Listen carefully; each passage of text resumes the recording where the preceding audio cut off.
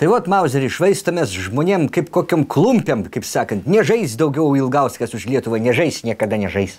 Nu, kad niekad ir nežaidė. Niekada ir nežaidė?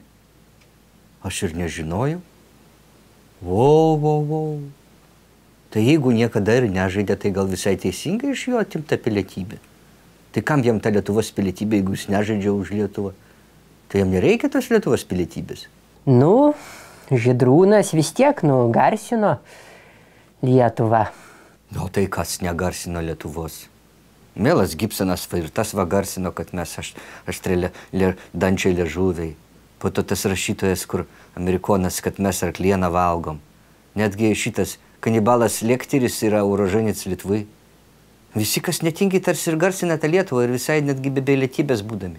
Bet Žydrūnas labai susijaudino, sakė, net verkė, kad neteko pilietybę. Nu, taip. Verkė Žydrūno ašaromis. Aš ašaros bėgu. Ai.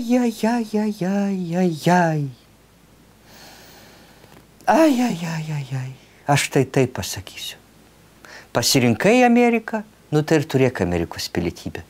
Ir nusprendė prisiekti dėdei Semui ant dryžuotos konstitucijos, tai ir prisiek. Išmainiai pasą su žirgu į pasą su ereliu, nu tai ir von iš, taip sakant, garsint Lietuvą su visais Hanibalais Lekteriais. Taip. Klausykite, tiesa, kad mažą Ilgauską Rūbinį Garastas kažkada nuskriaudė? Kaip?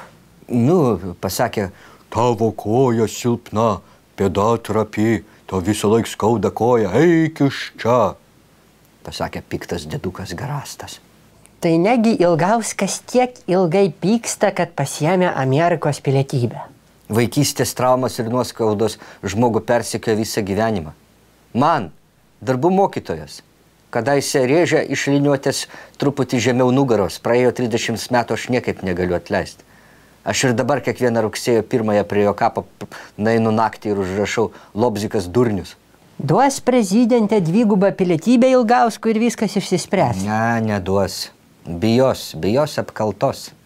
Ar atsimenat, kaip su Borisovu buvo? Su Borisovu, pamena? Žmogus 100 kartų daugiau Lietuvai nusipelnęs negu Ilgauskas ir kom baigėsi viskas.